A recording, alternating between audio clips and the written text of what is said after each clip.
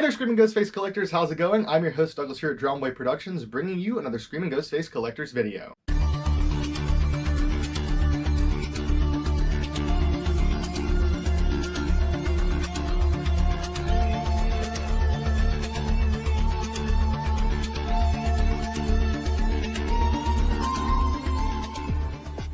And today we have kind of an odd one, I suppose. I don't really share the stuff that I make or the masks I paint super often on here. Every now and again I'll throw together a short, throw that up on the channel just so you guys have an idea of some of the stuff I'm working on. But today I think I'm going to go ahead and show you guys something that I've made recently. I did not plan to make a video on these masks, I just planned to make them for some friends and send them out. However, I've had many people request that I make a video on these for the channel. There has been a huge response to these, and I really appreciate all the support, guys. I'm glad you guys enjoy them because it's been a lot of work to make these look good, but at the same time, it is a ton of fun. What we're taking a look at today are custom versions of the aged Billy and Stu masks from Scream 6. Now, for those of you watching, Fun World will be releasing their own version of the aged mask, and that's going to be Billy's mask, of course. That's the one that's mainly seen throughout the movie. It's kind of what everything seems to be like. The focal point is around Billy's mask, and Billy is a character.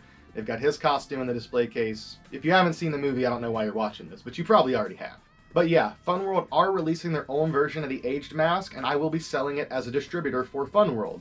So if you guys are interested in getting those, I guess try and hit me up a little bit closer to the time that they should arrive. I don't really know if I'm going to bother with pre-orders or if I'm just going to wait until the product makes it here and then I'll sell it that way. That seems to be a lot less stressful than pre-orders, but regardless, I will be ordering a whole stock of it, including probably quite a few of the Scream 6 masks.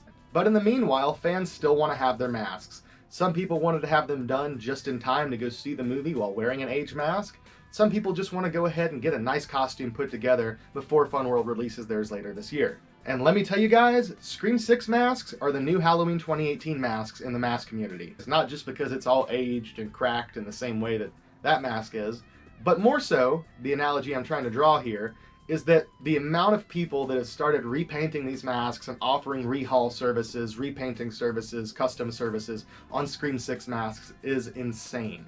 Same thing with the 2018 masks. There were tons and tons of people who offered those rehauls, who offered those paint services and stuff like that. And the market was flooded with it. Not necessarily saying that's a bad thing. I mean, people can do whatever they want. If you've got the ability to create, you may as well exercise that ability. But it pains me as a vintage Screaming Ghostface collector to see so many people ruining old EU masks just to try and make an aged mask when there's already going to be an aged mask coming out later this year. Don't get me wrong. I know that that's pretty much what they did for the movie, was paint over actual official EU masks. However, they did it on 25th second run masks, which are already spotty, they have issues. Not that big of a deal. Plus, they're newer masks. But I see a lot of people doing them on vintage masks. And you know what? I'm one of them. But personally, I only really want to do it on one of those masks if it's heavily stained, if it's already damaged in some way, especially if the mask already has texture of some kind because some damage happened to it. That's a huge plus. I think those masks, or BIV version masks, are absolutely perfect to do these rehauls on, to do repaints with. But personally, I would advise against all of you out there rehauling and repainting these older Ghostface masks. I get it, they're there, that's how it was done for the movie, trust me, I really do get it. But we've already seen such an increase in the price of EUs in the past few years that it's insane. Absolutely insane in my opinion. And if we continue to damage them and repaint them and do this, that's only going to drive those prices upwards because they're going to be more scarce. It's going to be harder to find nice, mint condition, beautiful copies of these masks, even though they were produced for several years. What am I doing? This video was supposed to be me showing you guys the masks I painted, not lecturing you on what you should do with your masks. But you know what?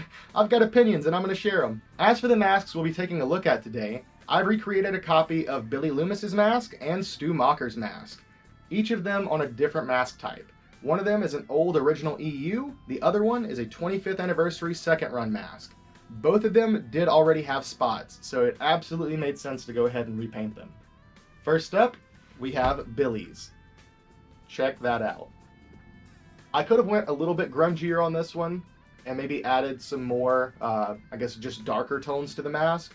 And I actually did have those tones there initially, but I kind of lightened it up. The method that I've created for making texture, it takes a lot of layers. A lot of layers. And the way that I've even achieved the color I have was through layering a lot of color. I think a lot of the underpainting kind of gets lost in the highlighted areas, the higher up spots that aren't as dingy, but when you see it in person, it really does make a whole world of difference. I'm actually like really impressed with how this one turned out. I'm pretty proud of it, and I kind of wish I was keeping it. It's also not super noticeable, but the larger cracks and just damaged areas in the mask are actually textured in. Like this crack is textured in, these little small spots here on the forehead, here on the side of the eye here, I guess. This one on the side of the mouth. And yeah, I think that's pretty much it. The smaller cracks, I did not texture those in, but the larger ones I did. And I think it looks really good in person, but I don't know how well it's going to be picked up on camera. If you look at some of the different close-ups of the versions of Billy's mask in the movie, you will notice that there are for sure multiple versions of the mask. They're not all exactly the same. Some of them have different varying degrees of weathering. Some of them have different crack placements and just slightly different spots because these all were handmade on set. And I gotta say, I do think this one looks really cool. This is my first attempt at the Stu Macher mask, and I really love the way it turned out. And I also gotta say, guys, it's very simple. It's nowhere near as weathered, but I think I like Stu's mask more than Billy's.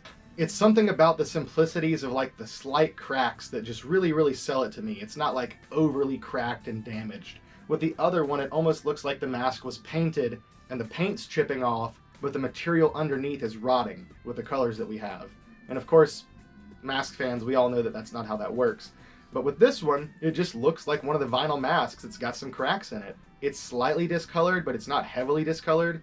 I do think that this is the better looking mask out of really any of them, if I'm being honest, but I have yet to attempt Miss Loomis's mask. I will probably be doing that one next. And then eventually I'm going to have to do the entire set for myself. And once I've done the entire set for myself and the movie releases, we will finally be doing a Scream 6 movie mask guide. You guys have asked if one's coming. It's absolutely going to happen. Of course, I'm not going to do the rest of the movies and then be like, forget Scream 6. There's definitely some cool, interesting history on that one. Although, as far as having the exact thing as what's on screen, it's not going to work out quite that way. But yeah, here they are, side by side, reunited at last. We've got Billy's mask and Stu's mask. One on the 25th anniversary, one on a classic EU style.